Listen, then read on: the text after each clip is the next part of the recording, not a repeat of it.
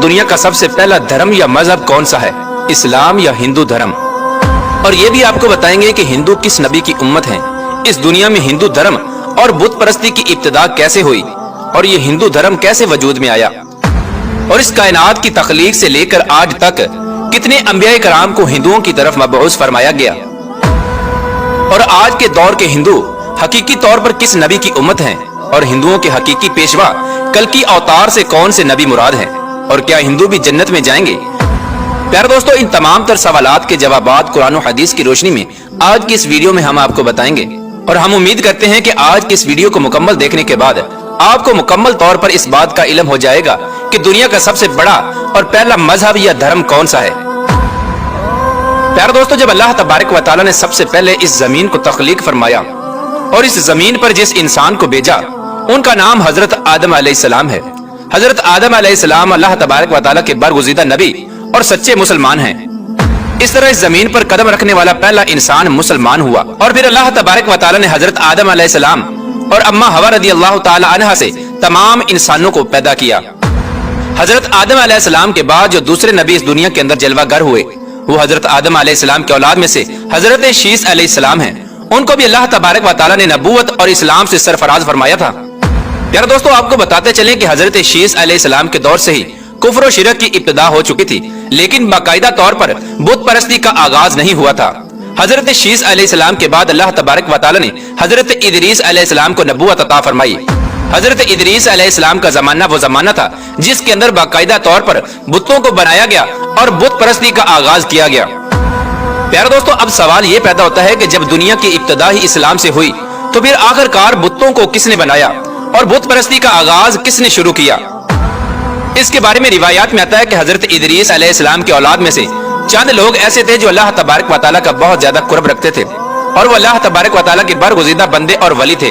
जिनके पास लोग बहुत शौक और मोहब्बत से आया करते और अल्लाह तबारक व तआला की इबादत और जिक्र व अज़कार में मशगूल रहा करते थे। जब लोग इन औलिया कराम के साथ बैठकर अल्लाह तबारक व तआला की इबादत करते तो उनको इबादत के अंदर बहुत ज्यादा सुकून और लज्जत महसूस होती और अल्लाह तबारक व तआला की रहमतें उन पर नाजिल होती। ये अल्लाह तबारक व तआला के नेक बंदे जिनकी तादाद तकरीबन 5 बताई जाती है, जिनका नाम वद, स्वा, यगूस, यऊक और नसर था। जब तक ये लोग जिंदा थे तो लोग इनके पास आते और अल्लाह तबारक व तआला की इबादत में बहुत ज्यादा मशगूल रहते। जब ये लोग दुनिया से चले गए तो लोगों की इबादत में कमी आना शुरू हो गई और लोग अल्लाह तबारक व तआला के रास्ते से दूर होने लगे। इनके पास बैठने वाले लोग इबादत से दूर होने लगे और हर वक्त इनके गम में मुब्तला रहने लगे और एक दूसरे से ये शिकायत करने लगे कि उन नेक बंदों के दौर में इबादत में जो लज्जत हासिल होती थी अब वो लज्जत हमें हासिल नहीं होती। इस तरह शैतान ने जब इन लोगों के ईमान की कमजोरी को देखा तो शैतान ने मौका गनीमत जानकर उन पर कड़ा वार कर दिया। एक दिन शैतान एक बूढ़े की शक्ल में उनके पास आया और उन लोगों से कहने लगा कि अगर तुम लोग चाहते हो कि तुम लोगों को इबादत के अंदर उसी तरह लज्जत हासिल होने लगे और उन मरने वाले लोगों की कमी भी महसूस ना हो तो मैं तुम लोगों को एक ऐसा रास्ता बताता हूँ जिससे उन लोगों की कमी भी महसूस नहीं होगी और इबादत के अंदर लज्जत भी उसी तरह हासिल होगी।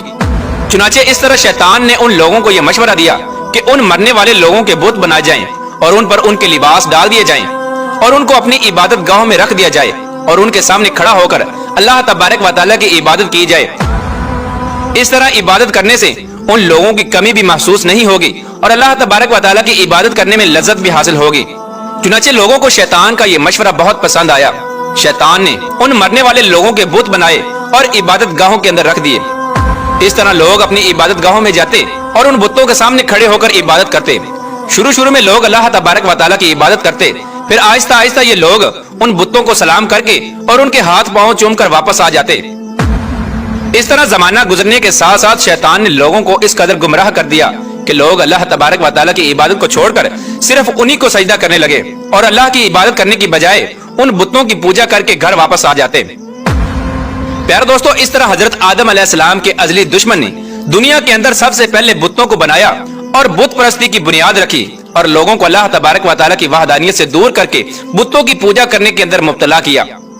और आहिस्ता आहिस्ता ये बुत परस्ती इतनी आम हो गई कि हर नबी के दौर में लोग इस कुफ्र और शिरक में मुब्तला हुआ करते थे और अल्लाह तबारक व तआला ने अपने बेशुमार अंबिया कराम को इन बुतों की पूजा करने वाले लोगों की तरफ मबऊस फरमाया और उनको अल्लाह तबारक व तआला की वहदानियत की तरफ बुलाया और अल्लाह तबारक व तआला की इबादत करने का हुक्म दिया। इस तरह अल्लाह तबारक व तआला ने बुत परस्ती के हर दौर में अपने अंबिया कराम को मबऊस फरमाया। इस रुए जमीन पर अल्लाह तबारक व तआला की तरफ से भेजे हुए कमो बेश 1,24,000 अंबिया कराम तशरीफ लाए और हर नबी ने अपने दौर में पाए जाने वाले बुत परस्तों को इस बुत परस्ती से मना किया और अल्लाह तबारक व तआला की वहदानियत की तरफ बुलाया। प्यारे दोस्तों, बात करते हैं कि आज के दौर के हिंदू किस नबी की उम्मत हैं और इन हिंदुओं के आखिरी पेशवा कल की अवतार से कौन से नबी मुराद है। प्यारे दोस्तों, अल्लाह तबारक व तआला ने हर कौम की रुश्द व हिदायत के लिए अंबिया कराम को भेजा। जिस तरह के अल्लाह तबारक व तआला कुरान पाक में इरशाद फरमाता है कि मैंने हर कौम की तरफ नबी भेजा। कुरान पाक की इस आयत से बाखूबी अंदाजा लगाया जा सकता है कि अल्लाह तबारक व तआला ने हर दौर में हर कौम की तरफ अंबिया कराम को भेजा। तो फिर हिंदुस्तान कैसे नबी से महरूम रह सकता है और हिंदू लोग किस तरह किसी नबी की उम्मत नहीं हो सकते और हिंदू भी किसी न किसी नबी की उम्मत जरूर हैं। जैसा कि हिंदुओं की मशहूर मजहबी किताबों में एक खालिक व मालिक और जन्नत दोजक और आखिरत का तसव्वुर मौजूद है। इसके अलावा हजरत मोहम्मद मुस्तफ़ा सल्लल्लाहु तआला अलैहि वसल्लम के बारे में वाज़ेह तौर पर पेश गोइयां मौजूद हैं। संस्कृत और हिंदू मजहब के माया नाज प्रोफेसर, जो कि भारत की एक मशहूर यूनिवर्सिटी में प्रोफेसर की खिदमत सर अंजाम दे रहे हैं, उन्होंने एक किताब तहरीर की है जिसका नाम कल की अवतार और हजरत मोहम्मद साहिब सल्लल्लाहु तआला अलैहि वसल्लम रखा है। इस किताब की तहरीर के बाद पूरे भारत के अंदर तहलका मच चुका है और इस किताब का कई जुबानों में तर्जमा भी किया जा चुका है, जबकि हिंदुओं के बड़े बड़े पंडित भी इस किताब को झूठा साबित नहीं कर सके। इस किताब के अंदर उस प्रोफेसर ने उन तमाम तर पेश गोइयों को यकजा कर दिया जो कि हिंदुओं की मुकद्दस किताबों में अल्लाह तबारक व तआला के आखिरी नबी हजरत मोहम्मद मुस्तफ़ा सल्लल्लाहु तआला अलैहि वसल्लम के बारे में लिखी हुई थी। प्यारे दोस्तों, आपको बताते चलें कि हिंदुओं का यह अकीदा है कि बुराइयों के खात्मे के लिए 10 अवतार यानी पैगंबरों ने इस दुनिया में आना है, जिनमें से 9 अवतार यानी पैगंबर पिछले 3 युग यानी अदवार में आ चुके हैं और अब आखिरी दौर में यानी कल युग में कल की अवतार यानी आखिरी नबी ने आना है। जबकि हिंदुओं का यह अकीदा है कि जिस दौर के अंदर उस कल की अवतार ने आना है वो कई हजार साल पहले शुरू हो चुका है और दुनिया के तबाह होने तक यही कल युग यानी दौर रहेगा। इसलिए हिंदू अब उस कल की अवतार या आखिरी मसीहा के मुंतजिर हैं, जिसकी खबर उनकी तमाम मुकद्दस किताबों में दी गई है। जैसा कि हिंदुओं की मशहूर किताब भगवत पुराण में लिखा है कि कल युग यानी आखिरी दौर का एक बहुत बड़ा हिस्सा गुजर चुका है। यही वो दौर है जिस दौर में भगवान ने आखिरी और ताकतवर अवतार भेजना है। प्यारे दोस्तों, आपको बताते चलें कि पैगंबर और अवतार 2 अलग अलग अल्फाज हैं, लेकिन इनके माना एक ही हैं, जिसका तसव्वुर हिंदू मजहब में मौजूद है। भगवत पुराण के श्लोक में कल की अवतार यानी आखिरी पैगंबर की जाए पैदाइश, खानदान और वालदैन के बारे में कुछ यूं लिखा है कि वो कल की अवतार विष्णु यश यानी अब्दुल्ला के घर शंबल यानी मकामे अमन या मक्का के बड़े पर्वत खानदान में पैदा होंगे। यार दोस्तों, हिंदुओं की किताब में लिखी इस पेशगोई के मुताबिक कल की अवतार यानी आखिरी नबी जहां पर पैदा होंगे उसका नाम शंबल होगा। हिंदुओं के मशहूर डॉक्टर वहद प्रकाश अपनी किताब में लिखते हैं कि शंबल के 3 मानी हैं। पहला ये कि शंबल उस मकाम को कहते हैं जो अमन की जगह हो, और दूसरा ये कि शंबल से मुराद वो मकाम जो पानी के करीब हो, और तीसरा ये कि ऐसा मकाम जिसकी तरफ लोग खींचे चले आएं।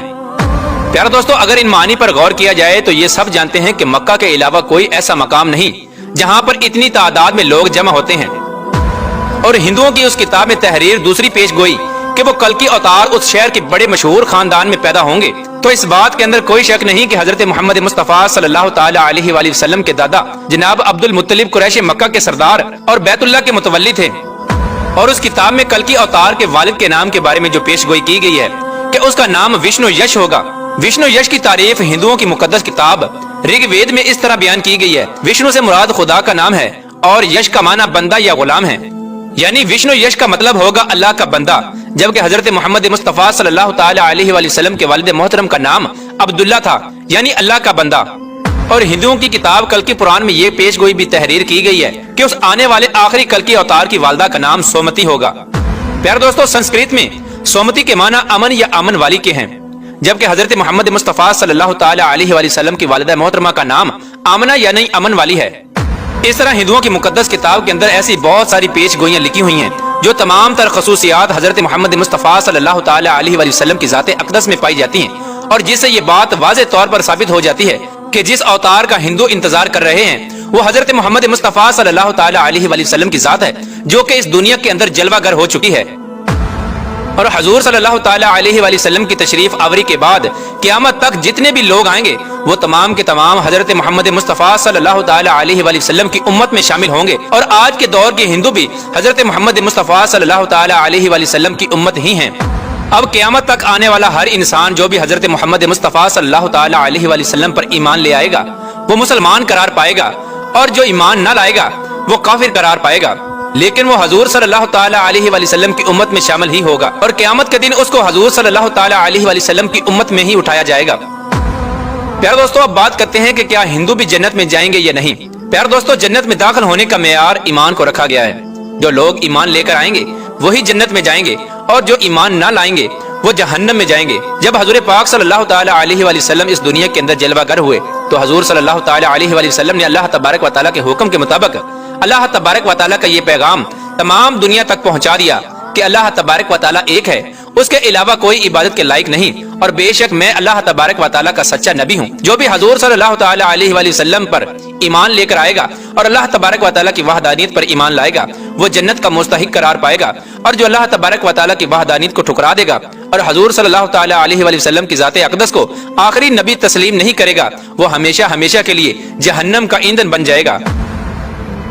اللہ تبارک و تعالیٰ سے دعا ہے کہ حضور پاک صلی اللہ تعالی علیہ وآلہ وسلم کے بتائے ہوئے راستے پر چلنے کی توفیق عطا فرمائے اور ان کی محبت کے اندر جینا مرنا نصیب فرمائے۔